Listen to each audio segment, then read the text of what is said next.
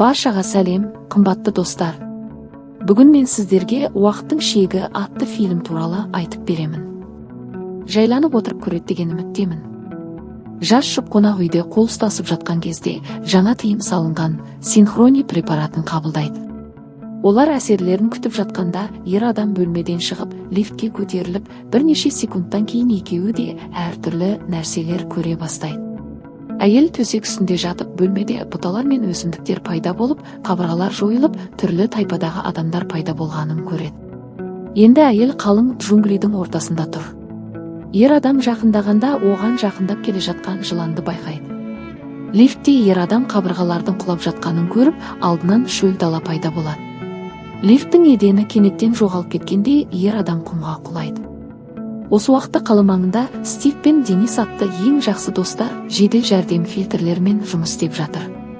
Олар кешке есеңгірегендерге шақырту алып, үйге барып, еденде жатқан адамды және көршісін табады. Көрші әйел француз тілінде сөйлейтін бөгде дыбыстарды естігенін айтады. Денис қан жоғалтып жатқан адамға көмек көрсетіп, оның арқасында қан тоқтамаған жара табады. Стив есірткімен уланған жәбірленушіге көмек көрсетіп, кездейсоқ инемен шаншылады. Әрі қарай ол қызға дәрі беріп, оның есін жинатады. Полиция келіп, синхрони пакетін тауып, бұл жай ғана есірткі пайдаланушылар арасындағы шабуыл деп шешеді. Шығар кезде Стив бір мыс монетаны тауып алады. Дуэт қан кетіп жатқан адамды жедел жәрдем машинасына апарғанда, полицей қанға боялған қылышты қабырғаға қадалған күйде табады. Бір уақыттан кейін олар үзіліс жасап, Денис гольф ойнайды, ал Стив табылған монетаны қарап, онда 1721 жыл жазылғанын көреді.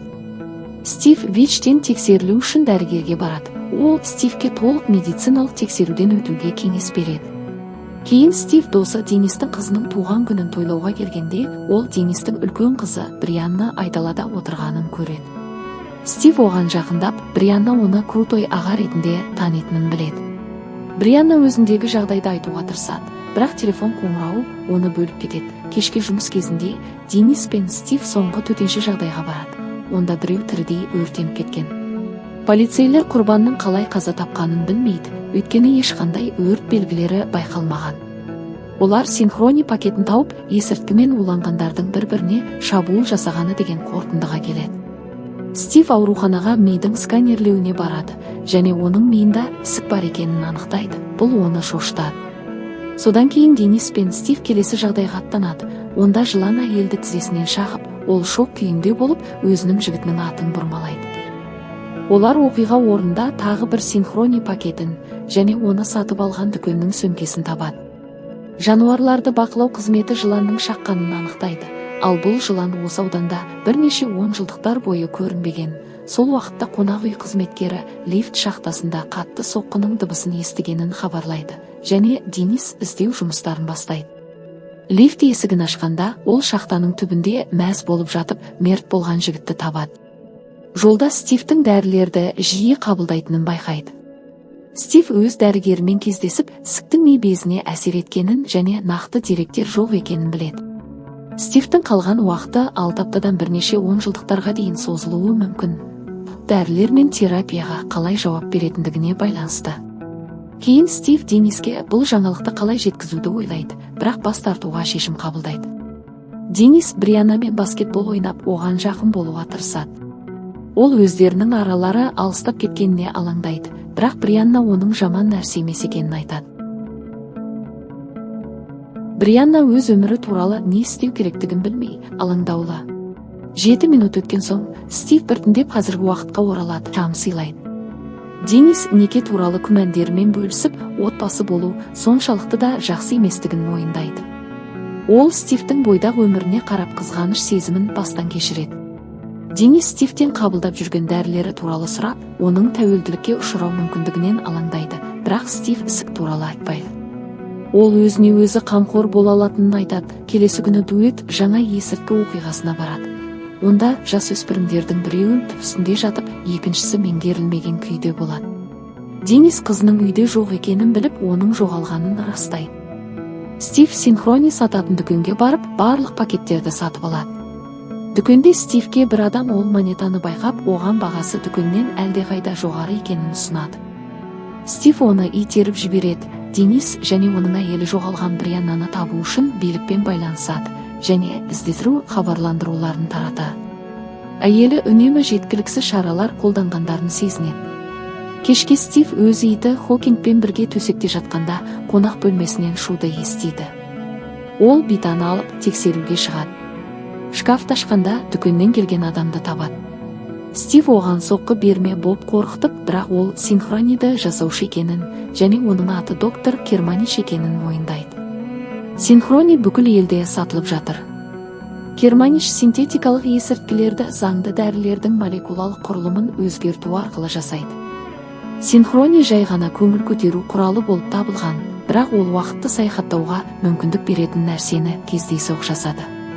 Синхрони уақыт кеңістігін бұзады, адамдарды әр түрлі кезеңдерге көшіруге мүмкіндік береді. Ересек адамдар тек көлеңке немесе елес ретінде көрінуі мүмкін, ал жас адамдар толықтай көшуі немесе басқа уақытта тұрып қалуы мүмкін.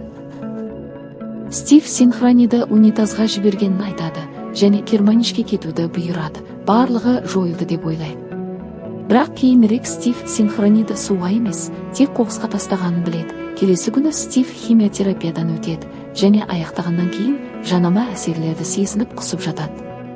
Кенеттен Дениске ауруханадан морфий қоры жоғалып кеткені туралы хабар келеді. Ол әріптесінен күдіктенеді. Біраз уақыттан кейін тағы бір шақырту келіп, сынған аяғы бар ер адам туралы хабарланады. Оқиға орнына барған кезде жәбірленуші басқа тілде сөйлеп жатыр, бірақ олар әлі де көмек көрсетуге кіріседі. Денис Стивке жұмысқа есірткі әсерімен келгенін ескертіп нұсқаулар береді. Олардың арасындағы қақтығыс төбелеске ұласады және жедел жәрдем жүргізушісі олардың арасында бітімгер болады. Стив кетіп үйге жалғыз қайтады. Кешке Стив қылмыс орнынан алған монетаны қарап, оның үстіндегі күнді көріп, синхрониді сынап көруге шешім қабылдайды. Әсері бірнеше минуттан кейін қонақ бөлмені жарқыраған жарық толтырады. Ол айналасына қарап, батпақты жер мен қабырғалардың жоқтығын көреді. Ол айналадағы заттарды сезінеді және көргенде сенуі қиындық туғызады.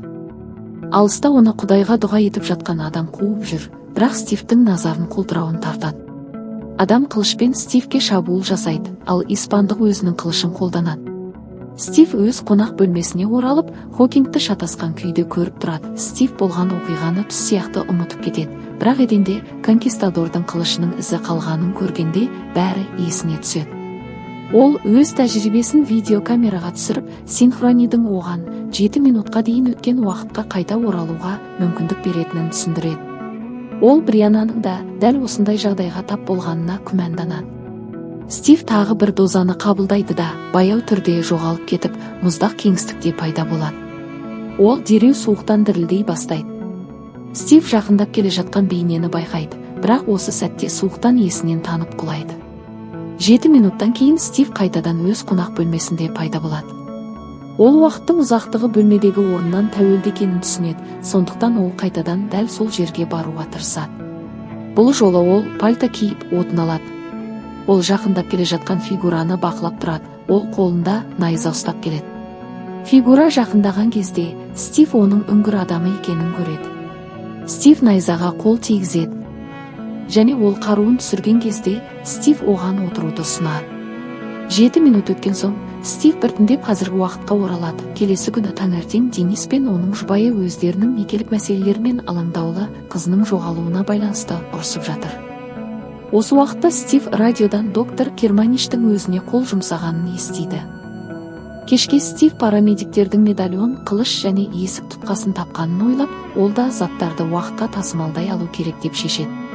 Эксперимент жасауға шешім қабылдаған Стив тағы бір пакеттік синхрони қабылдайды және жоғалып бара жатқанда Хокингті құшақтайды.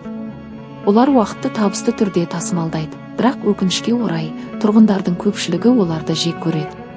Үйде оларды қуып шыққан адамның көз алдында Стив тұрғындардың бәрінің оларға жиіркенішпен қарап тұрғанын байқады. 7 минут өткен соң Стивтің қайтып оралу үшін ол үйге қайта оралуға шешім қабылдайды. Тағы бір таблетка қабылдағаннан кейін ол үйге кіреді. Өкінішке қарай ол адам оларды байқап қалып, достарын шақырады. Қонақ бөлмеде Стив иттің құлағын ұстап, тәртіпсіздік бастайды.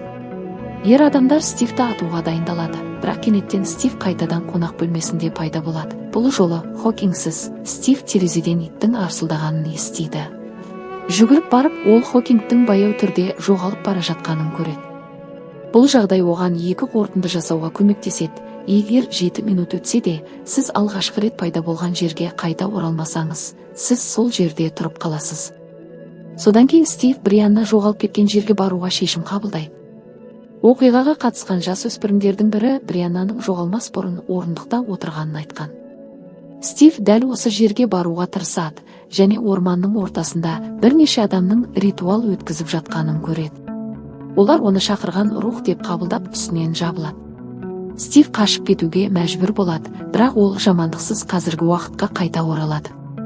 Осы сәтте бір қыз пайда болып, Брианнаның жоғалып кеткенін, бірақ жоғалып кеткен емес, жай ғана кеткенін түсіндіреді. Бірнеше уақыттан кейін Стив барда серігімен кездеседі. Денис ажырасып кетуді ойлап жүргендігін мойындайды. Ол некеде берген уәдесін орындамаған үшін кінәлі екенін айтады және әйелінің оны шынайы сүйгенін, бірақ ол оған жауап бермегенін түсінеді. Денис қыздарының олардың некесін сақтап тұрғанын айтады. Стив өз кезегінде бір сәтте өзінің бойдақ өмірін тұрақты отбасылық өмірге айырбастар еді деп мойындайды. Сонан соң Стив ми ісігінен азап шегіп жатқанын ашып береді. Бұл Дениске қатты әсер етеді. Стив оны тыныштандырып, химиотерапиядан өтуді түсіндіреді. Олар татуласқан соң Денис шын мәнінде жедел жәрдем жүргізушісінің морфийді ұрлағанын айтады. Ер адамдар қабірге барып, Стив Дениске синхронийдің әсерін көрсететін видеоны көрсетеді. Денис Брианнаның өткен уақытта тұрып қалғанына алаңдайды. Кейін олар Брианнаға қалдырылған хабарламаны табады. Оны қазіргі уақытта шешу керек. Бұл Стивті олар бірге отырған саябақтағы кішігірім тасты есіне түсіреді. Олар дереу сол жерге барып, тек бір сөз әрқашан дегенін ғана табады. Брианна осы жерден жоғалған. Стив 2 пакет синхронимен Брианнаны қайтадан табуға шешім қабылдайды. Бұл жолы ол ақштағы азаматтық соғыс кезеңіне барады. Айналасында бомбалар жарылып, оқтар атылуда. Стив жақын жердегі баспананы табады және өлі сарбаздардың арасынан өтеді. Ол тек мәйіттер арқылы жылжып, Брианнаның дауысын естігенше жылжиды. Ақырында олар қайтадан кездеседі. Стив қызға соңғы синхронын береді. Олар 7 минут ішінде тасты табуы керек екенін түсіндіреді, әйтпесе мәңгілікке өткен уақытта қалып қояды. Олар белгіленген жерге жетеді, бірақ сол сәтте қаруланған кездейсоқ сарбаз пайда болады. Стив оның алдында минаны көреді және оны минаға аяқ басуға шақырады. Сарбаз минаға басып, қуатты жарылыс нәтижесінде теңдігін жоғалтады. Мина оны бөлшектейді. Фильмнің соңында Стив тастың үстінде отырып, Брианна қайтадан пайда болып, әкесімен қайта кездеседі.